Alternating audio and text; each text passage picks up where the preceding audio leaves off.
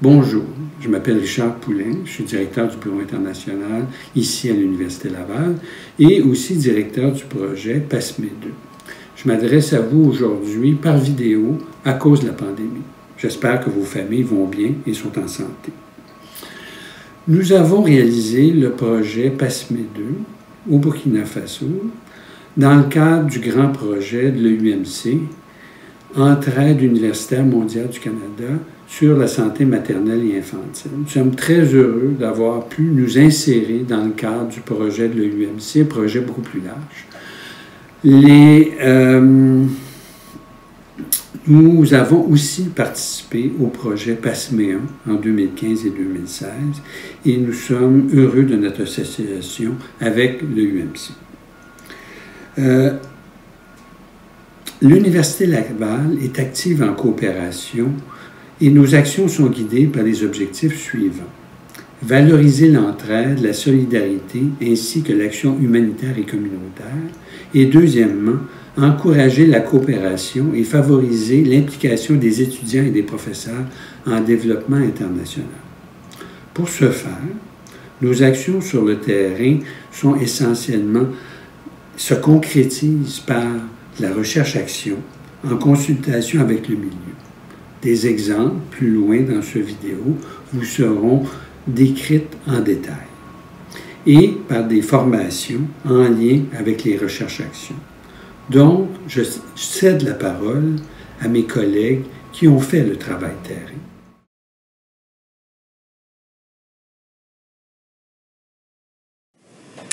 Bonjour tout le monde, je suis Joanie Dionne-Réaume, je suis conseillère à la coopération internationale au Bureau international de l'Université Laval. J'étais également la coordonnatrice de PASME 2 pour les activités de l'Université Laval. Donc, dans le cadre de PASME 2, qui est en fait le programme d'amélioration de la santé des mères et des enfants phase 2, l'Université Laval, en partenariat avec l'EUMC, qui est l'Entraide universitaire mondiale du Canada, et RRI, Radio Rurale Internationale, ont mis en œuvre le programme qui se déploie depuis juin 2016 dans 3 régions du Burkina Faso, soit le centre-ouest, l'est et le nord. Donc, PASME 2 est financé par Affaires mondiales Canada et se termine cette année en 2020. En collaboration avec les autorités locales et les communautés ciblées, PASME 2 vise en fait à réduire le taux de mortalité maternelle et infantile selon une approche de continuum de soins. Les 2 axes principaux du programme sont donc l'amélioration de l'offre et de la prestation de services de santé de la mère, du nouveau-né et de l'enfant, ainsi que l'accroissement de l'utilisation de ces services par les femmes et leurs enfants. Donc, pour l'Université Laval, la coopération internationale, ça consiste en des projets d'intervention, de recherche ou de formation qui sont mis en œuvre pour permettre un transfert ou un échange de connaissances vers un pays tiers. L'Université s'est d'ailleurs impliquée dans plusieurs projets majeurs au cours des dernières années et qui cadrent toujours avec sa mission et ses mandats, comme le PASME 2 à travers différentes facultés et le Bureau international.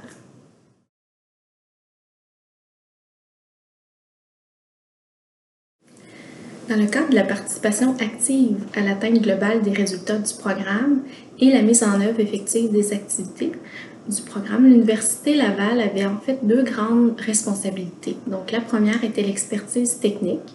C'est donc de fournir une expertise technique par les professeurs de l'Université Laval sur des thématiques bien ciblées, donner des avis et des conseils, mais aussi de développer et co-développer avec des équipes locales des formations et des outils de travail en vue de renforcer les capacités locales des partenaires burkinabés et de la population locale en santé maternelle et infantile. La deuxième grande responsabilité était l'envoi de volontaires et de stagiaires. Donc, on a débuté par définir de concert avec l'EUMC et les partenaires locaux le contenu des stages internationaux et interculturels, une résidence de médecine, ainsi que mobiliser les étudiants. Malheureusement, nous avons dû annuler certaines cohortes qui étaient prévues dans le cadre du programme en raison du niveau de sécurité au Burkina Faso.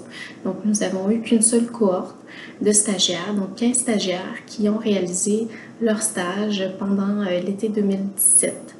Donc, nous avons également diffusé les mandats des autres volontaires, des volontaires long terme, dans notre réseau par exemple sur le SPLA, le service de placement de l'Université Laval, pour aider au recrutement de ces volontaires.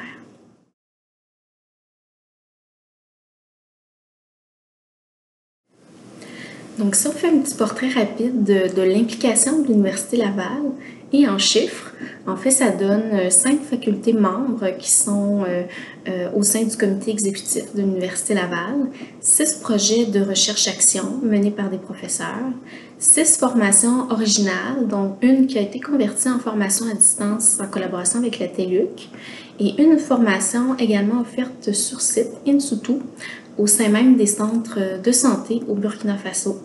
Mais c'est aussi la conception de 4 capsules vidéo pour les formations. La mise en œuvre aussi d'une communauté virtuelle de pratique en santé communautaire qui va se poursuivre après le programme. C'est aussi 15 stages réalisés à l'été 2017 pour des étudiants de 4 facultés. Également 4 étudiantes-chercheurs qui ont fait de la recherche sur le terrain pendant plusieurs mois. C'est aussi plus d'une quinzaine d'auxiliaires de recherche qui ont travaillé ici, sur le campus, sur les projets de recherche des professeurs. On peut comptabiliser également 4 accueils de délégations burkinabées sur le campus, 21 missions au Burkina, des collaborateurs canadiens, et des dizaines d'experts bénévoles qui provenaient de l'Université Laval, mais aussi d'autres institutions universitaires au Canada et au Burkina Faso. Avec Collaboration Santé Internationale qui est établie dans Limoilou, on a également pu envoyer 2 conteneurs remplis d'équipements médicaux usagés et d'autres matériels de formation. Et enfin, il y a eu plusieurs interventions lors d'événements d'envergure et des articles scientifiques qui vont pouvoir poursuivre le rayonnement du programme même après sa fin.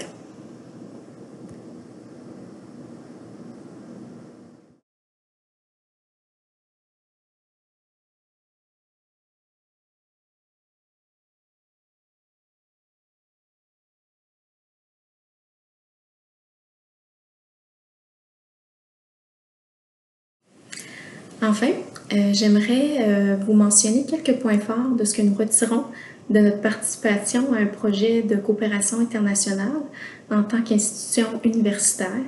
Donc, on relève d'ailleurs le travail de collaboration avec les équipes canadiennes et burkinabées pour le co-développement des contenus de formation. Donc, ça apporte une dimension d'échange et d'ouverture sur les milieux internationaux qui sont directement en rapport avec les fonctions universitaires d'enseignement, de recherche et de service à la collectivité. Donc, c'est une responsabilité de l'université qui est le transfert de ces mêmes connaissances auprès des partenaires locaux. Mais en sens inverse, la coopération avec le milieu vient aussi enrichir les connaissances et éclairer notre expertise ici à l'université. Donc, dans le cadre de PASME2, on va relever également comme innovation l'interdisciplinarité de l'équipe de spécialistes de l'Université Laval, donc 5 facultés impliquées et même plus. Il y a également la visibilité de PASME2 grâce aux communications des résultats préliminaires réalisés par des étudiants et des professeurs lors de certains événements publics, soit sur le campus ou ailleurs. On aimerait mentionner surtout l'intégration et la mobilisation des étudiants-chercheurs, des stagiaires et des auxiliaires de recherche, qui est vraiment une plus-value du programme et qui s'insère dans la mission de former des étudiants engagés, des citoyens de premier plan et des futurs scientifiques. Pour la mise à l'échelle de nos actions, on a pu compter également sur l'implication de 2 directeurs régionaux du Centre-Ouest. Donc, c'est vraiment un atout majeur pour l'adhésion, par exemple, du ministère de la Santé au Burkina Faso aux recommandations qui seront faites dans le cadre des recherches-actions et des formations développées par l'Université Laval, en plus d'accorder vraiment un aspect de pérennité à l'ensemble de nos actions. Donc, également avec le développement de la formation à distance, de l'approche centrée sur le patient et la mise sur pied d'une communauté virtuelle de pratique en santé communautaire, on entrevoit vraiment la possibilité d'utiliser des nouveaux outils virtuels pour faire de la formation continue pour le personnel de santé au Burkina Faso. Et on espère que ça va se poursuivre. Donc, enfin, je dirais que nos efforts d'internationalisation des dernières années à l'université, on peut se présenter dans ce cas-ci comme un véritable acteur de changement.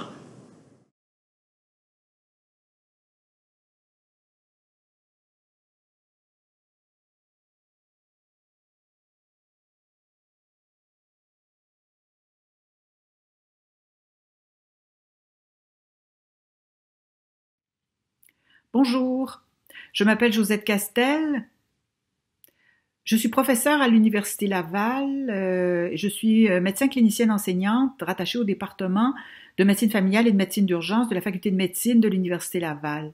Et j'ai été impliquée à titre de coordonnatrice scientifique pour l'équipe de l'Université Laval dans le projet PASME2. Pourquoi une coordination scientifique? Le Bureau international de l'Université Laval a impliqué notre université comme partenaire du projet d'intervention PASME2 en lien avec la réduction des taux de mortalité maternelle et infantile au Burkina Faso. Alors ce projet concerne différents volets, dont l'amélioration des prestations des services de santé aux mères et aux enfants, avec notamment de la formation impliquée, ce qui fait que la faculté de médecine de l'Université Laval était un partenaire incontournable et naturel à ce projet. On pressentait cependant au sein de la faculté de médecine que différents départements pouvaient être interpellés. On peut nommer la médecine de famille, mais aussi la médecine sociale et préventive ou la pédiatrie, la gynécologie obstétrique, pour ne nommer que cela, et ce qui a suggéré l'intérêt d'une coordination scientifique au niveau de notre faculté. Le rôle de coordination scientifique a été étendu au projet de l'Université Laval parce qu'on s'est rendu compte de la nécessité de garder une cohérence dans les actions menées en concertation par les différents acteurs de la communauté universitaire qui s'impliquaient dans le projet. Un des premiers mandats d'ailleurs de la coordination scientifique a été vraiment d'identifier l'équipe de projet pour l'Université Laval en lien avec les activités qui étaient inscrites dans le plan de mise en œuvre, le PMO, qui était déjà établi. L'identification des différentes facultés impliquées pour la réalisation des activités a interpellé 5 facultés différentes. Une gouvernance devait ensuite être adaptée à l'intégration multifacultaire, ce qui a conduit à la création d'un comité exécutif où siégeait la direction du projet assumée par le Bureau international ainsi que la coordination du projet, où se rajoutait un représentant des 5 facultés identifiées dans le projet. Les facultés de médecine, de sciences infirmières, de pharmacie, de sciences de l'éducation et de sciences de l'administration étaient identifiés comme les partenaires privilégiés du comité exécutif. Le consensus d'équipe a conduit à préciser qui s'impliquait au niveau du projet et aussi à convoquer des comités exécutifs élargis qui permettaient de réunir occasionnellement tous les acteurs concernés en fonction des orientations que le projet devait prendre.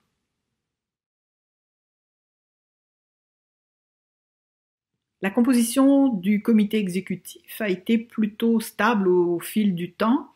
À la direction du projet, on retrouve Richard Poulain, la coordination initialement Marc-Antoine Désy, relayée ensuite par Joanie Dionne-Réaume. La coordination scientifique assumée par Josette Castel, qui était aussi représentante pour la faculté de médecine. Pour la faculté de pharmacie, Jean-Pierre Grégoire a été relayé ensuite par Arsène Zongo. Sinon, Judith Lapierre représentait la faculté des sciences infirmières, André Côté pour les sciences de l'administration et Jean Ramdé pour les sciences de l'éducation.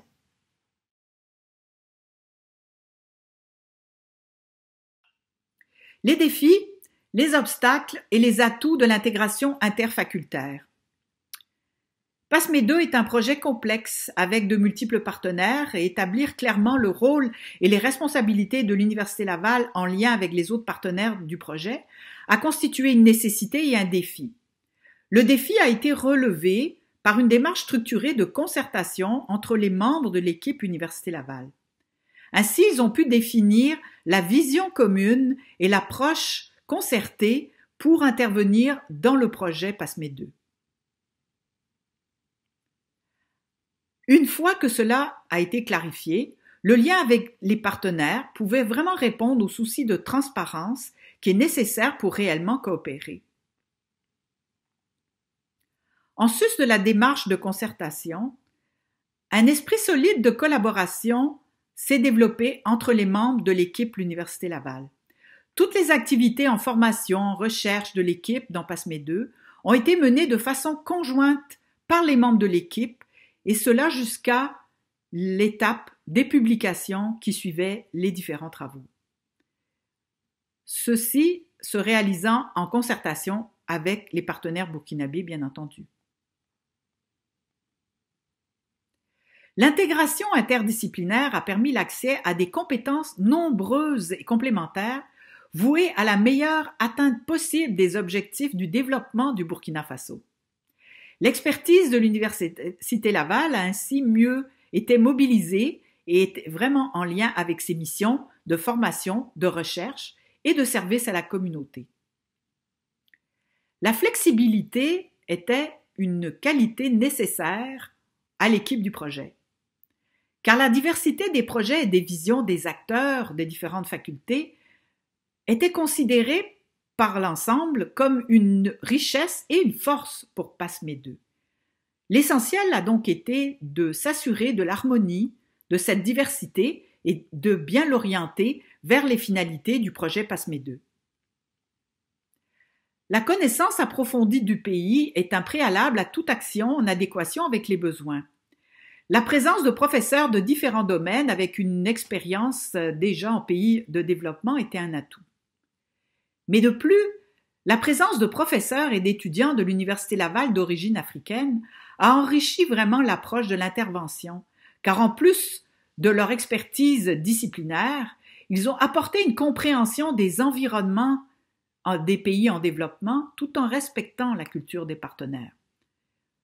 Il a été mis aussi l'accent surtout sur le transfert des connaissances, avec le but visé d'un pays partenaire autonome dans l'application de ces solutions qui assure lui-même son développement grâce à ce partage et cette circulation des savoirs dans les deux directions. Le travail en collaboration interdisciplinaire de l'équipe Université Laval a eu un effet stimulant et a pu concrétiser une démarche qui favorise la collaboration et la mise en commun des expertises pour de meilleurs résultats en santé maternelle et infantile. Ainsi, un travail interdisciplinaire apporte des solutions innovantes, efficaces, multidisciplinaires, qui peuvent avoir des effets durables dans les communautés. Les professeurs impliqués dans le projet ont en commun un engagement fort envers ce projet. Les incitatifs à s'y impliquer peuvent différer d'un professeur à l'autre et plusieurs même se sont impliqués en sus de leur charge de travail universitaire. Mais un point commun entre eux était leur souhait d'être des collaborateurs à l'amélioration de la santé des mères et des enfants au Burkina Faso et de réduire les décès maternels et infantiles dans ce pays.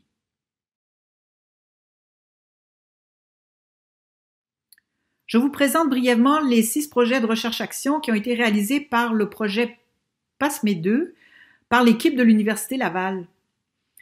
Ces 6 projets ont vu le jour malgré un ensemble de contraintes, les délais pour l'obtention des autorisations au niveau des comités d'éthique, les conditions de sécurité qui ont obligé à réviser le déroulement des activités sur le terrain. Les 2 premiers projets dont je vous parle sont en lien avec la chercheure Joyce Dogba du département de médecine familiale et d'urgence de la faculté de médecine de l'Université Laval.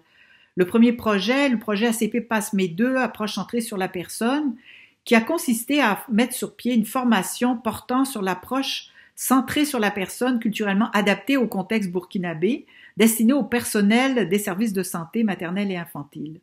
C'est un projet en 3 phases, dont la première est la validation transculturelle de l'approche centrée sur la personne au Burkina Faso. La deuxième est vraiment le développement de la formation qui a été conçue, qui a été mise en œuvre, qui a été évaluée sur le terrain. Et la troisième phase vise la pérennité de la mise en application de la formation au Burkina Faso. Le deuxième projet de la chercheure Joyce Dogba concerne la plateforme d'implantation des usagers dans la recherche pour l'amélioration de la santé maternelle et infantile au Burkina Faso. C'est un projet qui vise à co-construire et implanter une structure pérenne qu'on appelle Swasgaziga, afin de faciliter l'implication des usagers hommes et femmes burkinabés dans les projets de recherche-action sur la santé maternelle et infantile existants dans le projet PASME 2. Donc, cette plateforme a été mise en place. Les 3 prochains projets dont je vous parle sont en lien avec la chercheure Judith Lapierre de la Faculté des sciences infirmières de l'Université Laval. Le premier projet est un projet qui a regardé l'expérience des stages interculturels et interprofessionnels en santé maternelle et infantile en milieu urbain et ruraux africains et qui visait à comprendre comment se réalise le transfert et l'échange des connaissances et des pratiques dans les milieux de soins cliniques communautaires entre les stagiaires et l'environnement du stage. Cette étude a été menée à l'été 2017 au moment où 15 stagiaires en santé réalisaient des stages internationaux interculturels au Burkina Faso. Les stages n'ont pas pu ensuite se poursuivre en raison des normes de sécurité qui ont prévalu dans les années subséquentes. Le deuxième projet de la chercheure Judith Lapierre est en lien avec les pratiques des ASBC. En fait, il s'agit d'un projet qui a été piloté lors de la maîtrise de Mariella Gaudreau-Bellet. Et ce projet, supervisé par Judith Lapierre et André Côté, concerne les pratiques des ASBC, des agents de santé à base communautaire, qui sont des acteurs de changement dans la promotion et la prévention en santé maternelle et infantile dans la communauté et dans les visites à domicile. Le troisième projet de la chercheure Judith Lapierre est en lien avec la co-création d'une communauté virtuelle de pratiques à base communautaire au Burkina Faso, pour la santé des femmes et le développement durable. Donc, il s'agit ici de co-créer un Living Lab numérique international en pratique préventive de proximité. Et cela a servi finalement de communauté de pratique à base communautaire au Burkina Faso. Donc, ce projet aussi a été réalisé. Le prochain projet est un projet du chercheur André Côté de la Faculté des sciences de l'administration. C'est un projet sur le parcours de santé de la femme et de son nourrisson dans les districts d'intervention du projet à Koudougou et à Réau au Burkina Faso. Ce projet, en fait, permet une compréhension fine du parcours de santé des femmes et des enfants pour cibler des zones d'amélioration de la qualité de l'offre des services en santé maternelle et infantile, avec intervention dans le milieu et développement d'un programme de formation auprès des gestionnaires et des intervenants communautaires et cliniques. Donc, ce projet a consisté aussi à développer une formation in situ sur la gouvernance clinico-communautaire qui a pu effectivement se réaliser à la fin du projet. Le sixième projet, finalement, est un projet du chercheur Jean Ramdé de la Faculté des sciences de l'éducation de l'Université Laval. Il s'agit de l'implication des hommes pour l'amélioration de la santé des mères et des enfants au Burkina Faso. Donc, ce projet vise à mieux comprendre les enjeux qui entourent l'implication des hommes dans la santé maternelle et infantile et a aussi permis de développer une formation, un module sur l'engagement paternel en santé maternelle et infantile qui a été développé pour le Burkina Faso.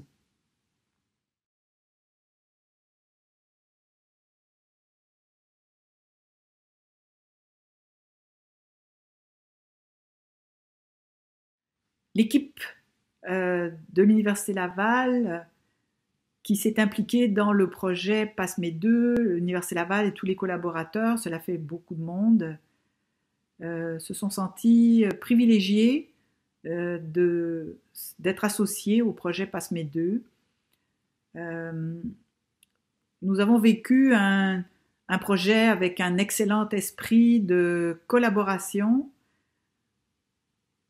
Nous espérons que cette contribution aura pu améliorer la santé des mères et des enfants au Burkina Faso et nous restons convaincus que, tel que le dit le slogan du projet, tout décès maternel est inacceptable et évitable.